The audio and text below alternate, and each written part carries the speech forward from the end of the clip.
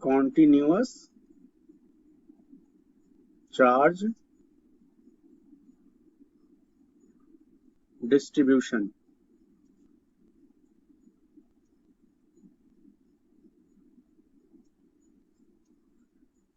Continuous charge distribution.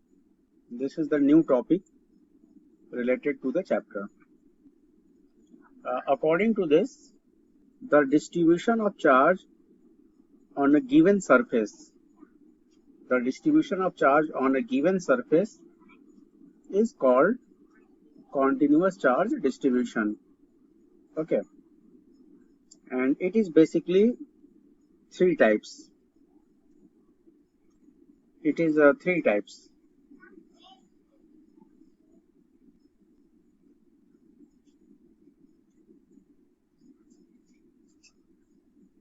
First is known as linear charge distribution. Linear charge distribution. Another is known as surface charge distribution. Surface charge distribution.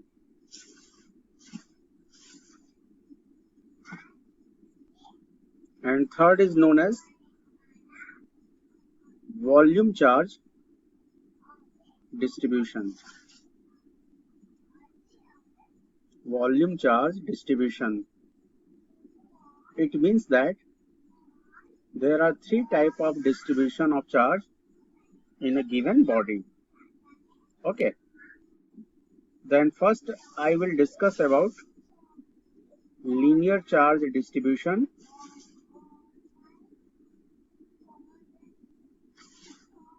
Linear charge distribution.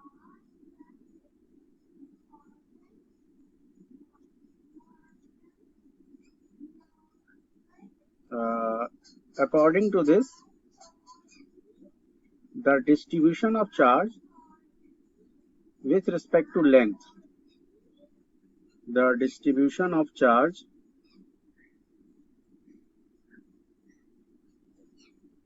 with respect to the length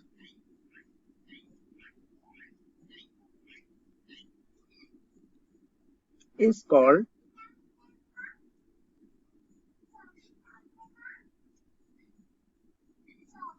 linear charge density. Is called linear charge density. It is represented by lambda.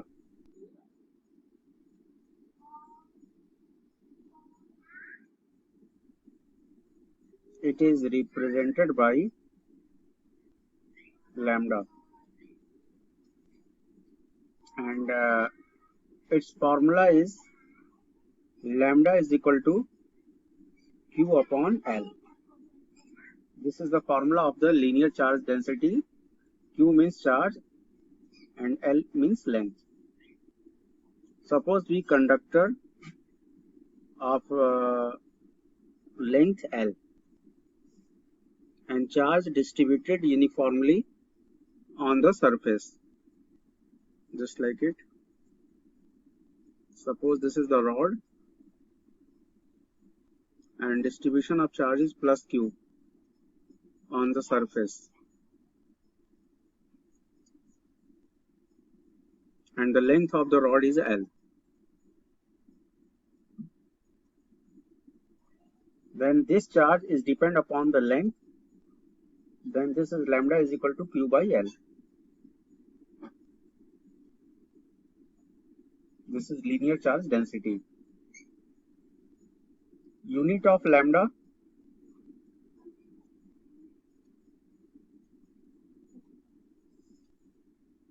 you know that the unit of charge is coulomb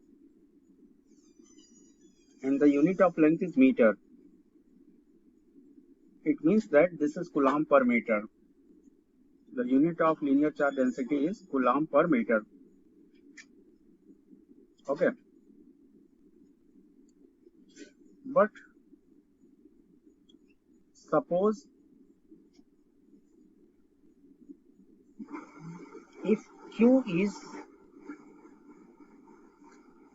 charge Q is variable,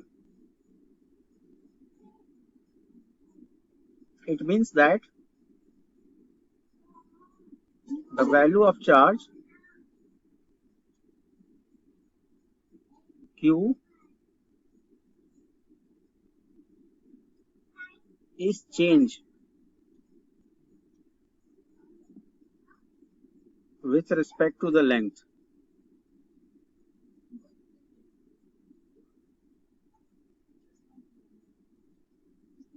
With respect to the length, okay.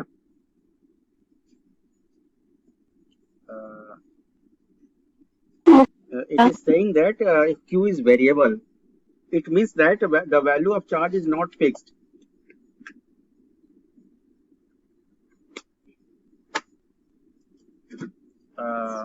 It is depend upon the length.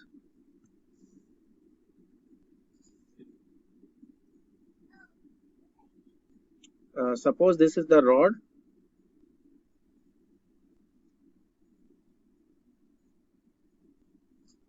and its length is change from minus infinity to plus infinity. Then the value of charge is also vary according to this length. ये चीज समझ में आया? नहीं? देखो, no sir, actual में तुमसे ये बोल रहा है कि जैसे पहले केस में क्या था कि चार्ज का अमाउंट फिक्स था. जैसे सपोज मान लो 2 माइक्रो कूलम और लेंथ दिया हुआ है 1 मीटर, तो चार्ज का वैल्यू क्या है? फिक्स है. तो हम लोग ऊपर वाला फॉर्मूला यूज करेंगे, lambda is equal to Q by L. लेकिन सपोज अगर मान लो चार्ज का अमाउंट फिक्स नहीं है, तो और वो लेंथ के अकॉर्डिंग क्या हो रहा है? चेंज हो रहा है. जैसे मतलब अगर लेंथ बढ़ रहा है तो चार्ज भी बढ़ रहा है. हाँ हाँ बिल्कुल सही. जैसे सपोज मान लो तुमको कोई इक्वेशन दिया हुआ है Q इज इक्वल टू के एक्स. अब तुम जरा ध्यान से देखो, इस इक्वेशन में Q is directly proportional to x है. मतलब लेंथ अगर बढ़ रहा है तो चार्ज का अमाउंट भी क्या होगा? बढ़ेगा. हाँ. तो it means that charge is not a constant. Charge very कर रहा है. चार्ज जो है वेरी कर रहा है. चार्ज वेरी कर रहा है. है समझ में? तो अगर चार्ज अगर वेरी कर रहा है लेंथ के रिस्पेक्ट में,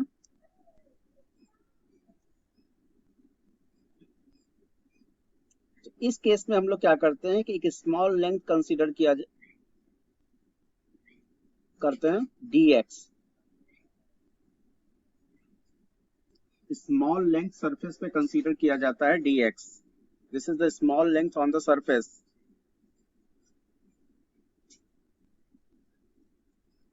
और इस स्मॉल लेंथ पे सपोज चार्ज का अमाउंट भी क्या है?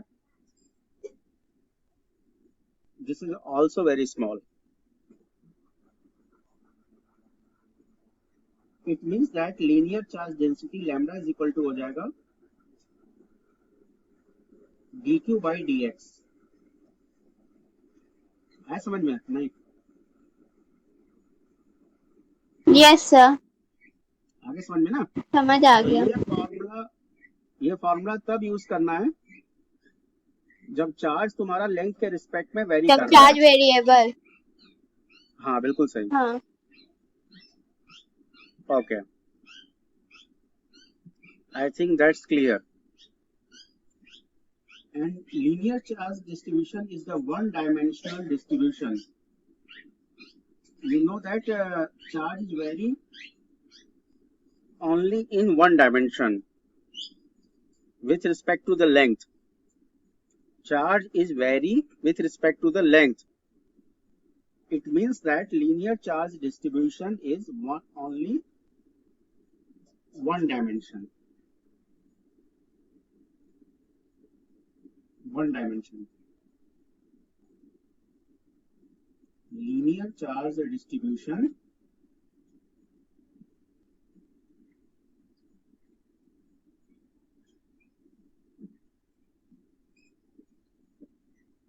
is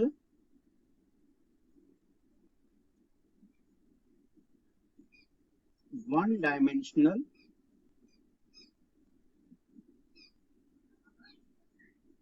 distribution of charge.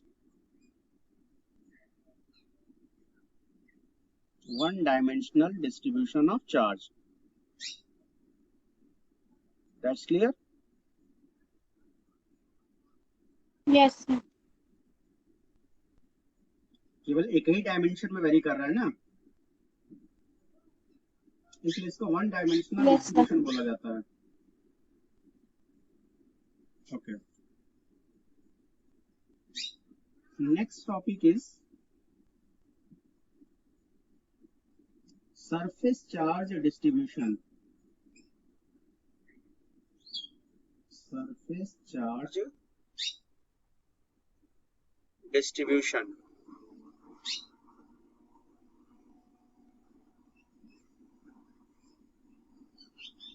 अब देखो सरफेस चार्ज डिस्ट्रीब्यूशन क्या होता है, जरा ध्यान देना.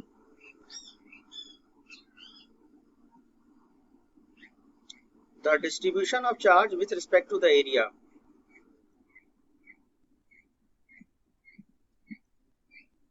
The distribution of charge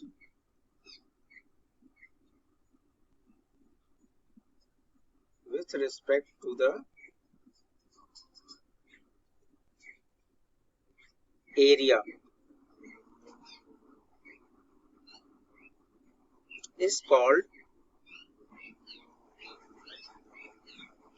surface charge distribution.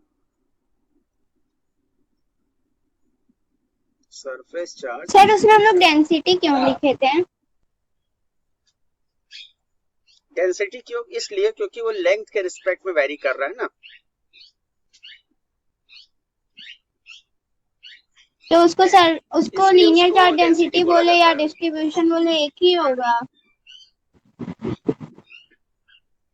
हाँ, कांस्टेंट है इसलिए उसको लीनियर चार्ज डेंसिटी बोला जाता है. लैम्डा कांस्टेंट है.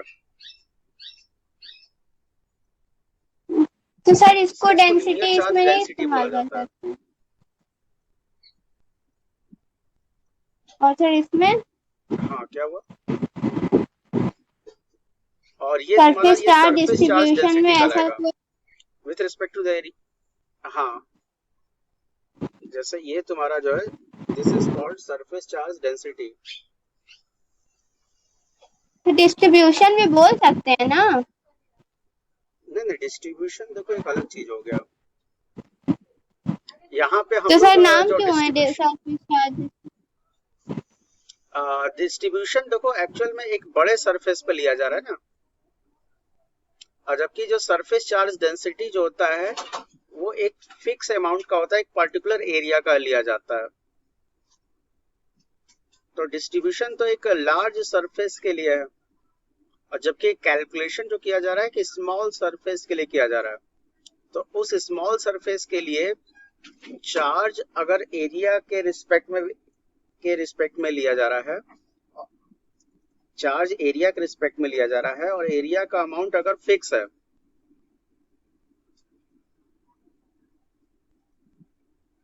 तो वो तुम्हारा एक कांस्टेंट होता है. तो वो हमेशा एक कांस्टेंट होगा. जैसे देखो,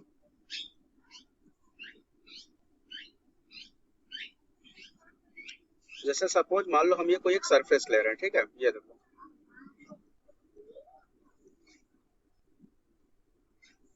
और इस पे पॉजिटिव चार्ज को डिस्ट्रीब्यूट किया गया है. अब तुमको पता है कि it has the infinite number of charge. This surface has the infinite number of charge. तो क्या पूरे सरफेस के लिए हम चार्ज कैलकुलेट कर सकते हैं?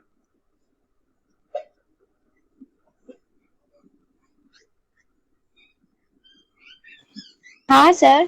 पूरे पूरे सरफेस के लिए कैसे कर लोगे? अरे भाई इनफाइनाइट नंबर ऑफ चार्ज है. अच्छा नहीं सर. अगर कोई सरफेस अगर है तो किसी भी सरफेस पे इनफाइनाइट नंबर ऑफ चार्ज है. हाँ सर नहीं कर इनफाइनाइट पाएंगे. नंबर ऑफ चार्ज के लिए तुम कैसे कर लोगे? तो इसलिए हाँ सर हमेशा नहीं कर सरफेस पाएंगे. पे एक स्मॉल एरिया कंसीडर किया जाता है. ये देखो, जैसे मैंने यहाँ पे एक स्मॉल एरिया कंसीडर किया हुआ है. This is denoted by blue circle. तो इस ब्लू सर्कल के ही एरिया का चार्ज कैलकुलेट किया जा रहा है. और ये मतलब ये एक फिक्स्ड अमाउंट में है.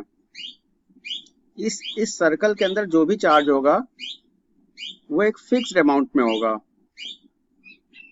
तो इसलिए हम लोग यहाँ पे एक फिक्स्ड एरिया के लिए कैलकुलेशन कर रहे हैं, तो उसको सरफेस चार्ज डेंसिटी बोला जाता है. और जबकि सरफेस चार्ज डिस्ट्रीब्यूशन तो पूरे सरफेस पे हो रहा है, और जबकि सरफेस चार्ज डेंसिटी एक फिक्स्ड सरफेस पे लिया जा रहा है, एक फिक्स्ड एरिया पे लिया जा रहा है. और उस फिक्स्ड एरिया में चार्ज का अमाउंट जो होगा वो भी क्या होगा? वो भी तो फिक्स होगा ना. इट मीन्स दैट हाँ सर. सरफेस चार्ज डेंसिटी को सिग्मा से रिप्रेजेंट करते हैं. तो सिग्मा इज इक्वल टू हो जाएगा Q upon A. Sigma is equal to Q upon A, where A is the area of a small surface which is considered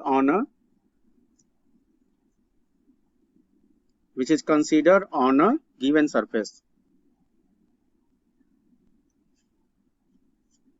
Okay.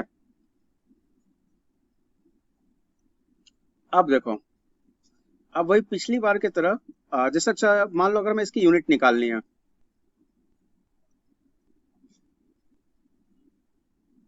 तो बताओ unit of sigma. Charge की unit coulomb होती है और area का हाँ. Metre square. तो it mean surface charge density का यूनिट क्या होगा? Coulomb per metre coulomb square. Per metre. बिल्कुल सही. ठीक है. अब देखो, अगर मान लो इसी तरीके से अगर किसी गिवन सरफेस पे, मान लो एक कोई हम गिवन सरफेस कंसीडर कर रहे हैं. ये देखो, कोई एक सरफेस कंसीडर किया जा रहा है और इस पे पॉजिटिव चार्ज को डिस्ट्रीब्यूट किया गया है. There is the distribution of positive charge on the given surface. ठीक है. अब देखो, सपोज इस बार Q तुम्हारा वेरी कर रहा है, चार्ज का अमाउंट वेरी कर रहा है.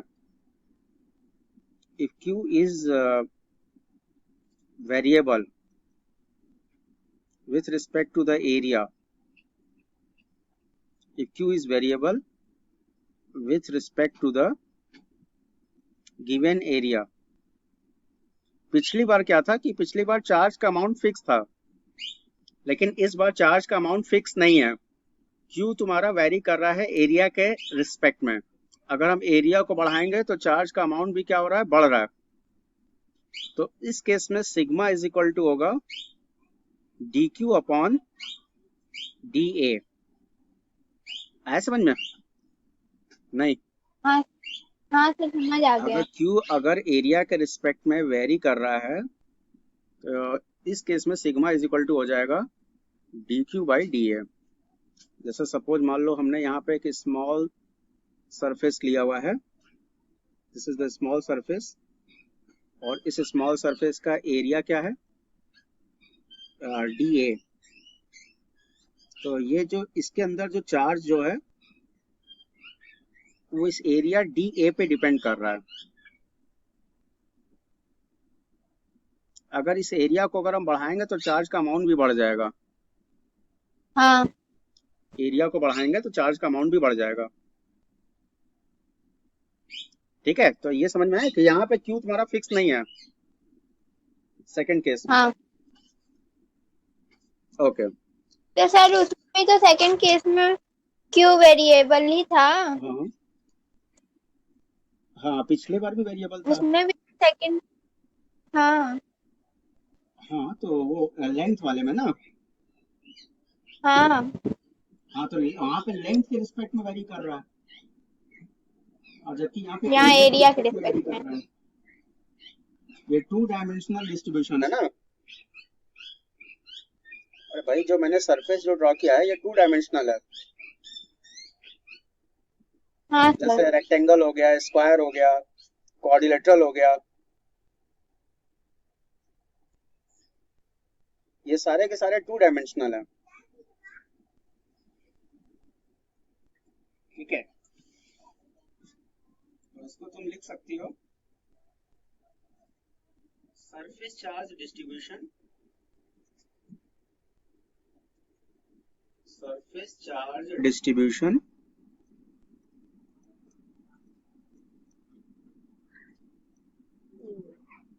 surface charge distribution is 2-dimensional distribution of charge. 2-dimensional distribution of charge.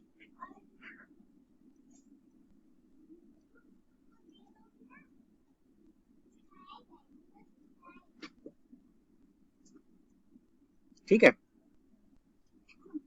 आगे समझ में? हाँ सर। हाँ ओके। अब देखो, अब तीसरा एक और है, वॉल्यूम चार्ज डिस्ट्रीब्यूशन। ये तुम्हारे सिलेबस में नहीं है, बट फिर भी तुमको हम बता दे रहे हैं, क्योंकि अगर मान लो आईआईटी मेंस या कोई भी एग्जाम अगर देना होगा तो उसमें वॉल्यूम चार्ज डिस्ट्रीब्यूशन के बारे में पूछा जाता है, बोर्ड में नहीं आता है। तो देखो, वॉल्यूम चार्ज डिस्ट्रीब्यूशन जो होता है हमेशा एक 3 डायमेंशनल सरफेस में लिया जाता है। जैसे एग्जांपल के तौर पे स्फेयर, एग्जांपल के तौर पे sphere, sphere, solid sphere. You know that solid sphere is a 3-dimensional geometry. इसमें तीनों एक्सिस होता है, और सपोज पॉजिटिव चार्ज इसके सरफेस पे डिस्ट्रीब्यूट किया गया है। ध्यान रखना, ये सॉलिड स्फीयर है, this is not a hollow sphere. Hollow sphere 2 dimensional होता है और सॉलिड स्फीयर 3 डायमेंशनल। ठीक है, अब देखो, हाँ sir. the distribution of charge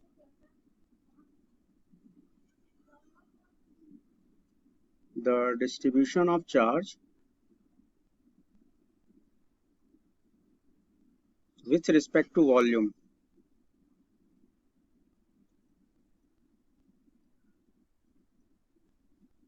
is called volume charge density, and this is a constant quantity. For a given surface, volume charge density is always constant, and it is represented by rho. इसको रो से represent किया जाता है। It means that rho is equal to Q upon V. V means volume. अगर मान लो sphere दिया हुआ है, सॉलिड स्फीयर, तो यहाँ वॉल्यूम हम लोग लेंगे 4/3 पाई r cube, where r is the radius. ठीक है। हाँ सर। क्यूब अगर है तो क्यूब का वॉल्यूम लेंगे, ठीक है। लेकिन अगर सपोज मान लो चार्ज अगर सरफेस के अकॉर्डिंग वेरी कर रहा है, जैसे पिछली बार भी हम लोग डिस्कस कर रहे थे, if Q means charge varies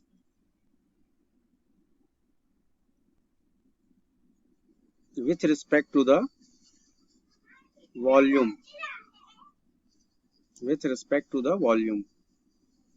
it means that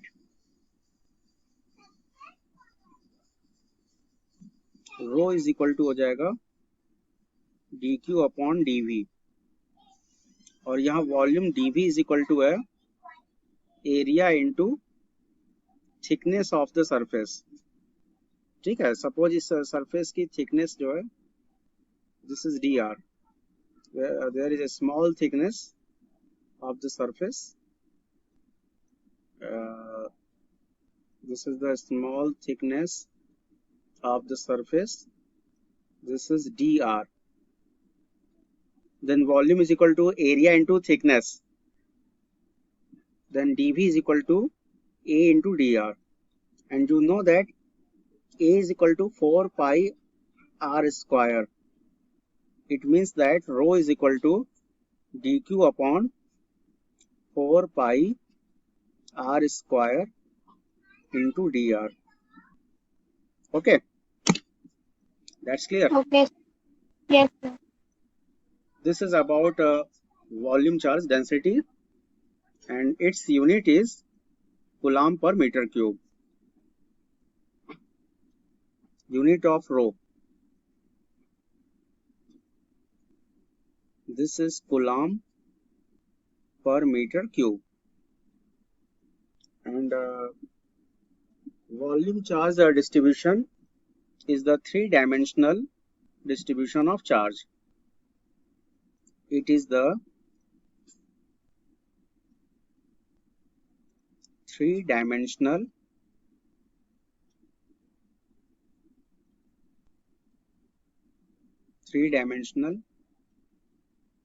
distribution of charge.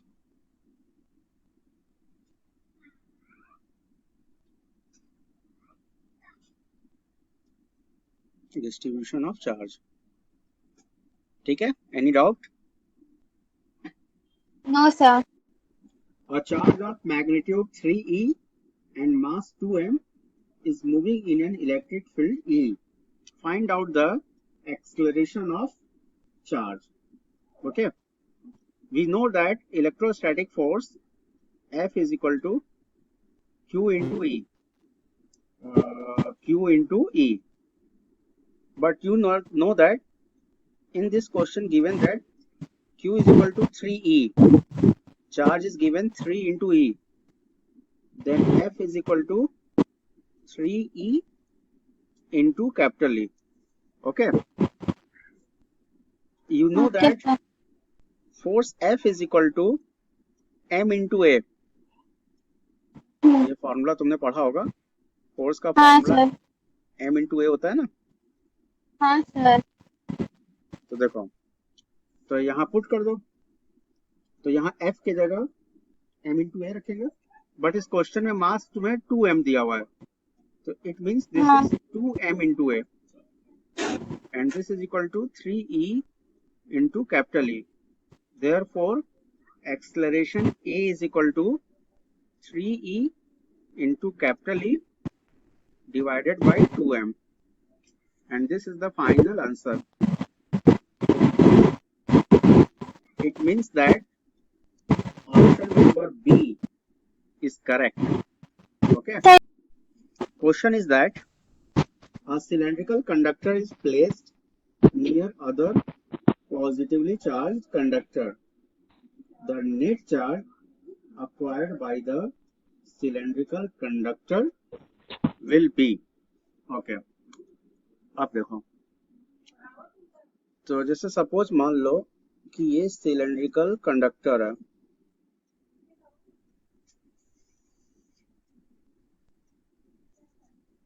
ये सिलेंड्रिकल कंडक्टर है,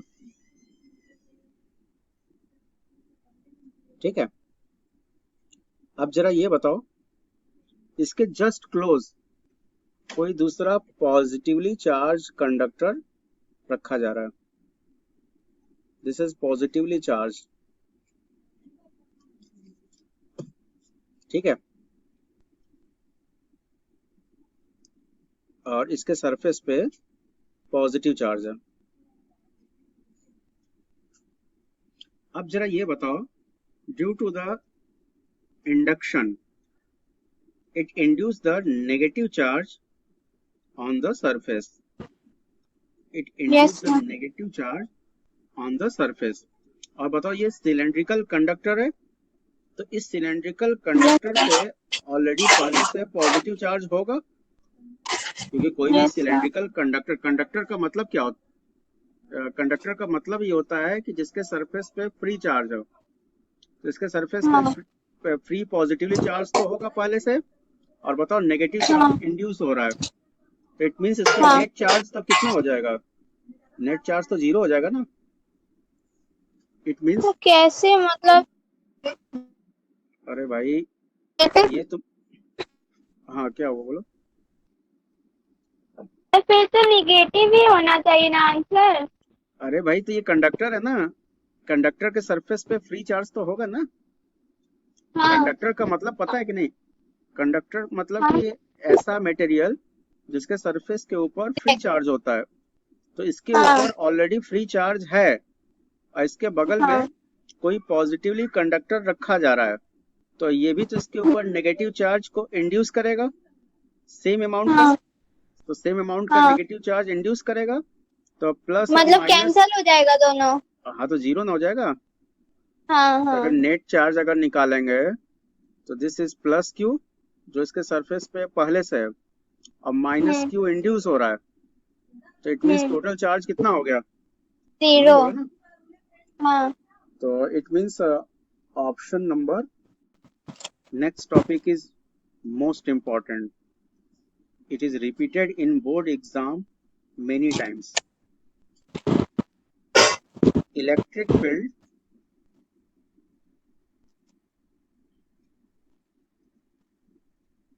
electric electric field, line. electric field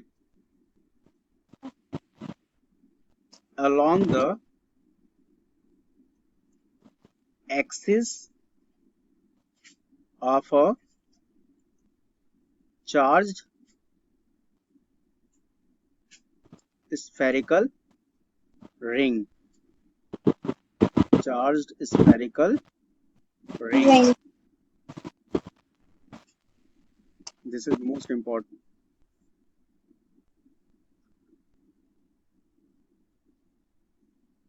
ठीक है, अब देखो, तो अब इसको कैसे करेंगे? First of all we draw the diagram. This is the ring.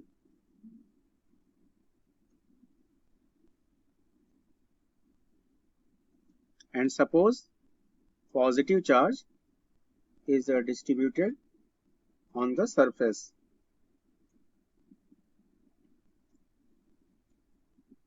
ठीक है, तो ये एक चार्ज रिंग है, और इसके सरफेस पे पॉजिटिव चार्ज डिस्ट्रीब्यूटेड है। अब देखो, हमें इसके एक्सिस के अलोंग, सपोज एक्स एक्सिस, तो एक्स एक्सिस के अलोंग किसी पॉइंट पे इलेक्ट्रिक फील्ड निकालना है। ये सपोज मान लो पॉइंट पी है, तो ये पॉइंट पी है, और इस पॉइंट पी पे हमें नेट इलेक्ट्रिक फील्ड निकालना है, कैलकुलेट करना है। तो जरा ये बताओ, this spherical ring has a infinite number of charge. इसका चार्ज इसके सरकमफेरेंस के अकॉर्डिंग वेरी कर रहा है। Then we consider the small surface, we consider the small length on the surface. So, suppose this is dx. आया समझ में? ये चीज समझ में आया? सर फिर से एक बार समझाइए। ये एक चार्ज रिंग है, चार्ज रिंग दिख रहा है? हाँ इस चार्ज रिंग पे प्लस क्यू चार्ज डिस्ट्रीब्यूट किया गया, ठीक है? तो तुम्हें क्या हाँ करना है, इसके एक छोटे से लेंथ पे इलेक्ट्रिक फील्ड निकालना है। क्या पूरे चार्ज का इलेक्ट्रिक फील्ड निकालना पॉसिबल है? नहीं अरे सर। भाई ये इनफाइनाइट नंबर चार्ज है, तो हाँ इनफाइनाइट बोले तो सर नहीं। हाँ, तो इनफाइनाइट नंबर ऑफ चार्ज है, तो उसके लिए इलेक्ट्रिक फील्ड निकालना पॉसिबल नहीं है। तो इसलिए यहाँ पे एक स्मॉल लेंथ कंसीडर किया जा रहा है dx, और सपोज इस स्मॉल लेंथ पे चार्ज का अमाउंट जो है, this is also very small, and this is the small amount of charge dq। Okay, ठीक। अब देखो, ये सपोज ये इसका रेडियस है, और इसका रेडियस मान लो दिया हुआ है a, स्मॉल a इसका रेडियस है सरफेस का, इस रिंग का। और सपोज ये इसका सेंटर है O, ठीक है? आया समझ में? हाँ हाँ सर। अब देखो, तो ये जो पॉइंट कंसीडर किया गया है, ये जो लेंथ कंसीडर किया गया है, इस लेंथ को हम लोग क्या करेंगे, पॉइंट P से, ज्वाइन कर देंगे। हाँ पॉइंट P से मिला देंगे। ये पॉइंट P से इस तरह मिला दो, ठीक है? और सपोज ये जो लेंथ कंसीडर किया जा रहा है, इस लेंथ का पॉइंट P से डिस्टेंस है r, स्मॉल r। आया समझ में? हाँ सर। तो ये जो लेंथ कंसीडर किया जा रहा है, इसका पॉइंट P से डिस्टेंस कितना है, r। Small R. और सपोज पॉइंट P का सेंटर से डिस्टेंस है x, इसका सेंटर से डिस्टेंस है x, ठीक है? हाँ अब देखो, तो सबसे पहले r की वैल्यू निकाल लो। तो यहाँ इस पॉइंट को, जहाँ dq चार्ज है, उस पॉइंट को a मान लो। तो बताओ, यहाँ एक ट्रायंगल तुमको दिख रहा है, ट्रायंगल OAP। हाँ सर। तो इसमें पाइथागोरस थ्योरम से r की वैल्यू निकाल लेंगे। हाँ r square is equal to a square plus x square. तो बताओ, r इज इक्वल टू आ जाएगा a square plus x square plus x square to the power 1/2। हाँ ये हो जाएगा। हाँ सर। अब सपोज मान लो r क्यूब निकालना है, तो r क्यूब निकालना है, तो दोनों तरफ पावर में 3 से क्या करेंगे, मल्टीप्लाई कर देंगे, तो ये 3/2 हो जाएगा। मल्टीप्लाई। ये समझ में आ गया r क्यूब कैसे निकाला गया? नहीं सर, क्योंकि ये मतलब 3 डायमेंशनल है, स्फेरिकल है, इसलिए।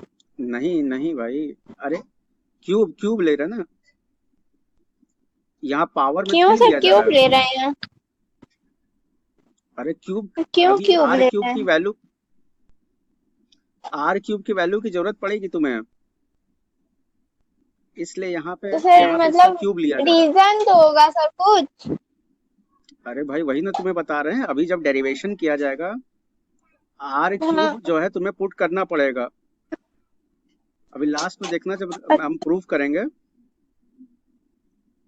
तो लास्ट में r क्यूब आएगा, तो वहां पे इस r क्यूब की वैल्यू को पुट करेंगे, ठीक है? हाँ सर। हाँ तो ये समझ में आया कि r क्यूब कैसे लिया जा रहा है? हाँ सर। दोनों तरफ क्यूब किया जा रहा है, क्यूब जैसे पावर में 3 लिया जा रहा है। तो पावर में अगर हम 3 लेंगे, तो यहाँ अगर पावर में 3 ले रहे हैं, तो राइट हैंड साइड में भी तो पावर में 3 से मल्टीप्लाई करेंगे। तो यहाँ राइट हैंड साइड में बताओ पावर कितना है, 1/2 है। ठीक है ना। राइट हैंड साइड में देखो पावर में कितना है, 1/2 है।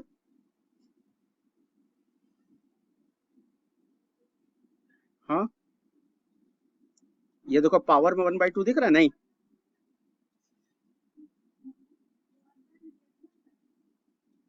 चलिए,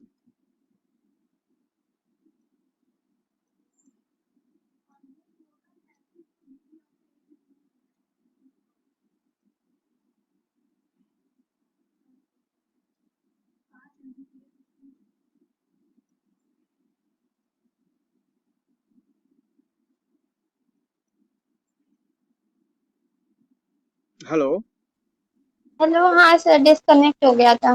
अच्छा अच्छा, ये देखो, ये जो पावर में क्यूब लिया जा रहा है,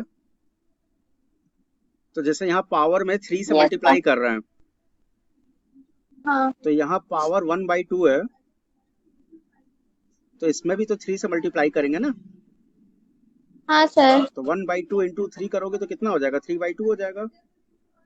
हाँ आगे समझ में? हाँ सर। ये आर क्यूब कैसे निकाला गया, समझ में आ गया? हाँ सर। अब देखो,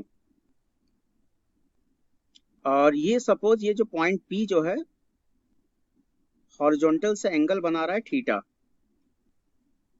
ओके। हाँ हाँ अब जरा ये बतलाओ, ये जो स्मॉल चार्ज लिया जा रहा है डी क्यू, और पॉइंट पी हाँ पे लिया जा रहा है पॉइंट चार्ज, ठीक है? हाँ तो जरा ये बताओ, ये जो चार्ज डी क्यू जो है, ये इस हाँ। पॉइंट चार्ज को रिपल करेगा? पॉइंट चार्ज को रिपल करेगा ना। कैसे सर? अरे भाई, पॉइंट चार्ज पॉजिटिव होता है, और ये जो हाँ। डी क्यू जो है, ये डी क्यू भी पॉजिटिव है। अच्छा, हाँ तो ये हाँ पॉजिटिव चार्ज पॉइंट चार्ज को रिपल करेगा, हाँ हाँ ठीक है? हाँ करेगा सर। ना। हाँ सर। तो इसी सेम डायरेक्शन में ये तुम्हारा पॉइंट चार्ज मूव कर रहा है, और इसी सेम डायरेक्शन में इलेक्ट्रिक फील्ड का डायरेक्शन हम लोग लेंगे डीई। डीई क्यों ले रहे हैं? क्योंकि चार्ज का अमाउंट यहाँ पे स्मॉल है, डी क्यू का मतलब समझ हाँ रही हो ना, sir. This is the small amount of charge. हाँ सर। तो इट मीन्स इलेक्ट्रिक हाँ फील्ड का सर। वैल्यू भी तो स्मॉल होगा, हाँ सर। ठीक है? अब जरा ये बताओ, ये अगर थीटा है, तो इसके जस्ट अपोजिट ये भी एंगल थीटा होगा,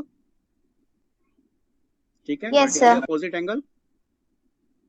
तो बताओ, इस डीई के कितने कंपोनेंट्स होंगे? सर, दो। 2 कंपोनेंट्स होंगे, ठीक? तो ये बताओ, हॉरिजॉन्टल कंपोनेंट्स क्या लेंगे?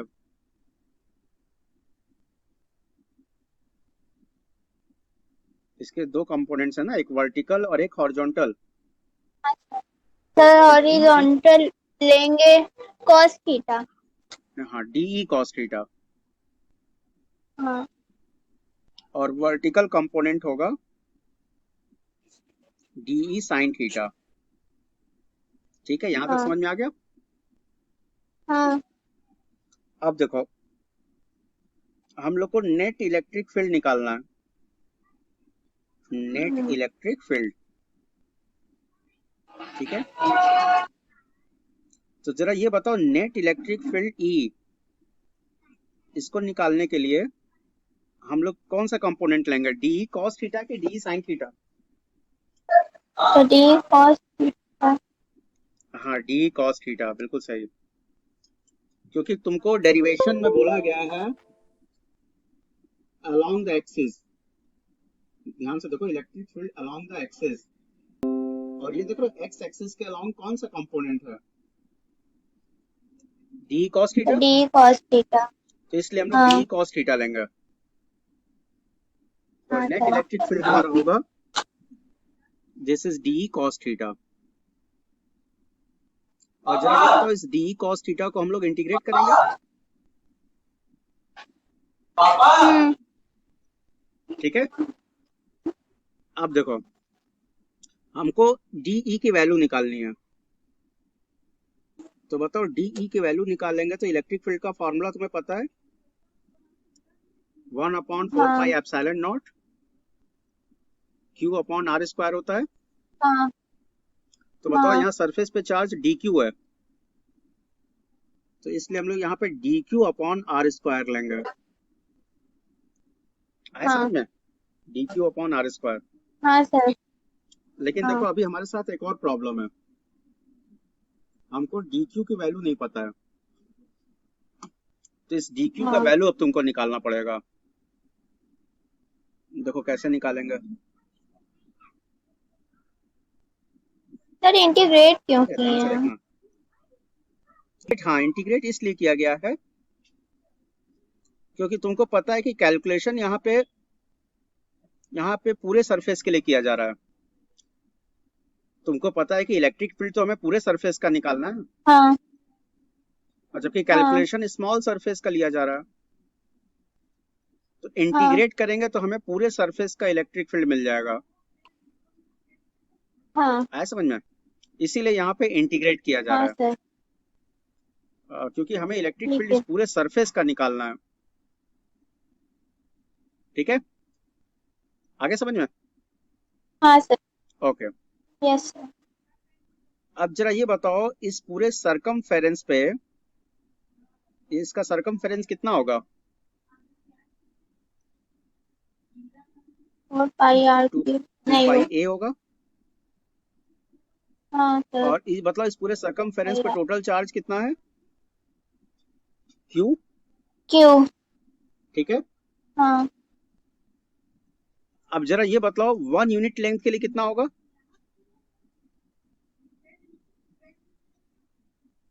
1/q। Q/2 पाई ए। 1 यूनिट के लिए अच्छा। निकालना है तो Q/2 पाई ए हो जाएगा ना। हाँ अब बताओ यहाँ पे सरफेस पे लेंथ कितना लिया जा रहा है? जो मैंने चार्ज जो dq लिया है, ये dq हाँ चार्ज जिस लेंथ पे लिया जा रहा है वो लेंथ हमारा कितना है? dx dx है। dx। हाँ बिल्कुल सही। तो अगर dx लेंथ के लिए अगर निकालना है तो बताओ dx लेंथ के लिए चार्ज अगर निकालना है तो this is Q/2 pi A into dx हो जाएगा। आया समझ में? ये चीज समझ में आया? नहीं सर, ये नहीं समझ आया। भाई देखो, नहीं सर। जैसे बताओ 2 पाई ए लेंथ के लिए टोटल चार्ज कितना था? Q। हाँ तो 1 हाँ यूनिट के लिए हो गया Q/2 पाई ए।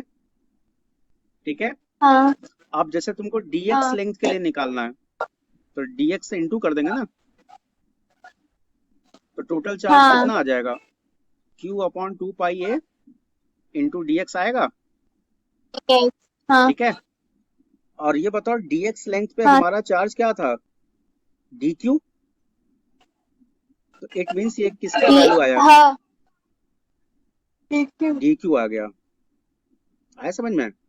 क्योंकि ये जो चार्ज जो हाँ निकाला जा सर। रहा है ये dx लेंथ का निकाला जा रहा है, और dx लेंथ पे चार्ज dq है, तो इट मीन्स ये जो कैलकुलेट करने पे जो आया है ये dq के इक्वल है। ठीक है, हाँ सर। ठीक है ना, आगे बढ़े? ओके, हाँ अब सर। देखो, तो electric field E is equal to integration of d की वैल्यू पुट कर दो। What is d? 1/4 pi epsilon naught. और बताओ डी कितना था? 1/4 पाई एप्सिलॉन नॉट dq/r²। अब जरा ये बताओ, ये डायग्राम देख के बताओ, cos थीटा किसके इक्वल है? cos थीटा क्या होता है? कॉस्ट किसके इक्वल है मतलब? हाँ, क्या होता है?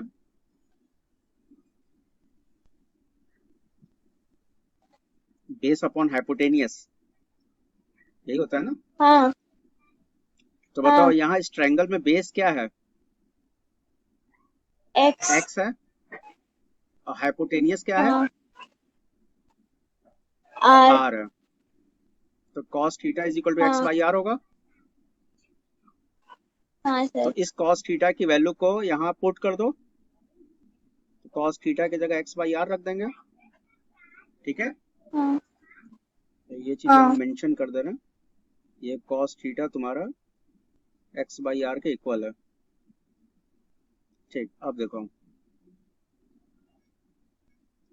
तो अब ये कैलकुलेट करेंगे।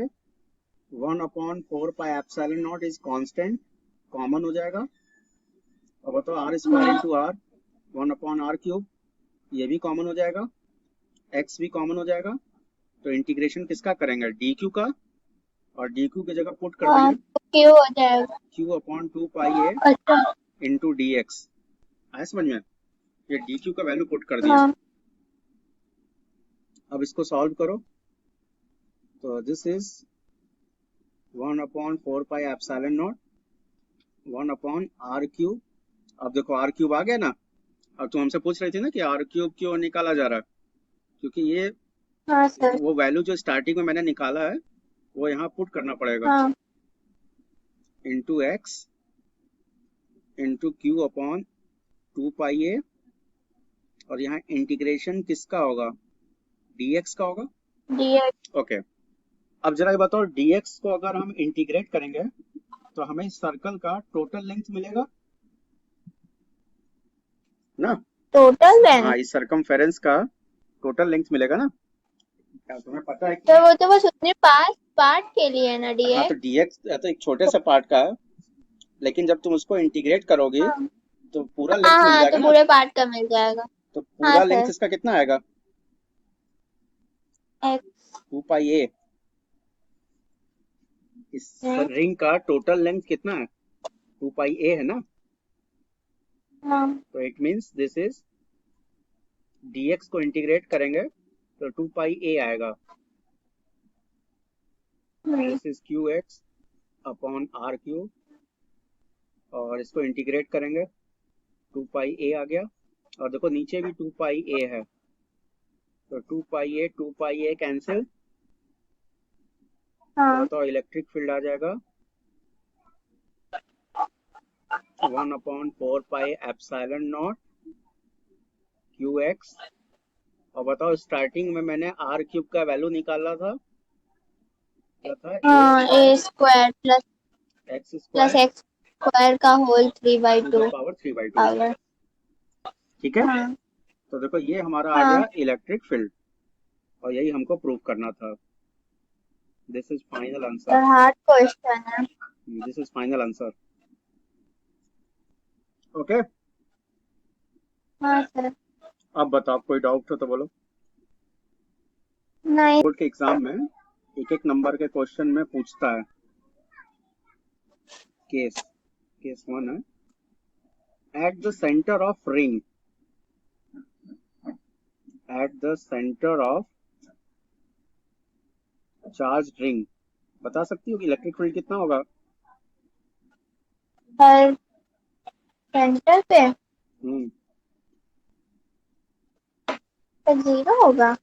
0 होगा, हाँ बिल्कुल सही, क्योंकि तुम्हें पता है कि जब पॉइंट P को जब हम सेंटर पे रखेंगे तो ये x 0 हो जाएगा ना, और जब x 0 हो जाएगा तो इट मीन्स यहाँ पे x, इस जो डेरिवेशन आया फॉर्मूले में, x की जगह 0 रख दो, तो x की जगह 0 रख देंगे तो इट मीन्स इलेक्ट्रिक फील्ड जो आएगा, electric field E is equal to 0। ठीक है, तो किसी भी चार्ज रिंग के सेंटर पे इलेक्ट्रिक फील्ड 0 होता है। हाँ। तो मतलब यहाँ पे DE की वैल्यू पुट करेंगे 1/4πε0, और DQ की जगह पुट करेंगे लैम्डा इंटू DL। हाँ। बॉन्ड कितना है, a², ठीक है, और इंटू कितना है, cos थीटा। ठीक है, हाँ। अब जरा ये बताओ, ये जो लेंथ d थीटा जो लिया जा रहा है, this is the small length d theta. तो तुमने शायद फॉर्मूला पढ़ा होगा, एंगल इज इक्वल टू होता है आर्क लेंथ अपॉन रेडियस। तो इस स्मॉल एंगल के लिए हम क्या होगा, dl, ये सेमी सर्कुलर रिंग पे देखो, हाँ। d theta is equal to हाँ सर। dl अपॉन a, तो dl इज इक्वल टू हो जाएगा a into d theta. Value put कर दो, तो 1/4πε0 lambda upon a square common हो गया और डी एल के जगह पुट करेंगे ए इंटू डी थीटा और into cos theta and this is from 0 to pi. ठीक है, अब जरा ये बताओ a से a स्क्वायर कैंसिल हो गया तो 1 upon 4 pi epsilon not into lambda by a और जरा ये बताओ this is cos theta into d theta, this is from 0 to पाई। अब देखो इंटीग्रेट करना है तो ध्यान से देखना, ये इंटीग्रेशन यूज किया जा रहा है और देखो इंटीग्रेशन का एक रूल होता है कि कभी भी अगर तुमको इंटीग्रेशन 0 से पाई दिया हुआ है और इंटू dx दिया हुआ है तो इसको क्या करते हैं, 0 से पाई को 0 से पाई बाई 2 के बीच में ब्रेक कर देते हैं, और इंटू 2 कर देंगे। ये प्रॉपर्टी है, ये इंटीग्रेशन की प्रॉपर्टी है कि जैसे 0 से पाई दिया हुआ है तो इसको 0 से पाई बाई 2 के बीच में ब्रेक कर देंगे और इंटू 2 कर देंगे। ये इसका रूल होता है। अब क्यों होता है, खैर उसके बारे में ज्यादा डिटेल में जानने की जरूरत नहीं है। इतना समझ में आ गया? ओके। हाँ सर। और ये हो गया 1 upon 4 pi epsilon not lambda by A. तो 0 से पाई है तो बताओ यहाँ 2 से इंटू करेंगे तो ये हमारा जो लिमिट है ये चेंज हो जाएगा, ये 0 से पाई बाई 2 हो जाएगा पाई बाई और इंटू कितना है, cos theta D theta. Okay, अब बताओ कॉस थीटा का इंटीग्रेशन क्या होता है?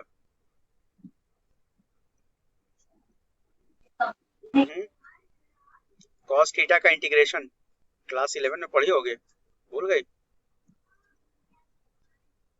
मैथमेटिकल टूल्स फिजिक्स में पढ़ाया जाता है ना। कॉस थीटा का इंटीग्रेशन होता है sine theta, this is from 0 to pi by 2। ठीक है, आया समझ में? नहीं? हाँ सर। अब देखो, अब इसको सॉल्व करेंगे तो E is equal to 1 upon 2 pi epsilon not lambda by ए।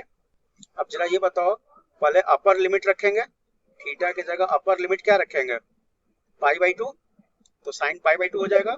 हाँ माइनस, हाँ फिर थीटा की जगह 0 रखेंगे, साइन 0 हो जाएगा। हाँ। ठीक, तो अब जरा ये बताओ, तो ये आ गया 1 upon 2 pi epsilon not into lambda by A.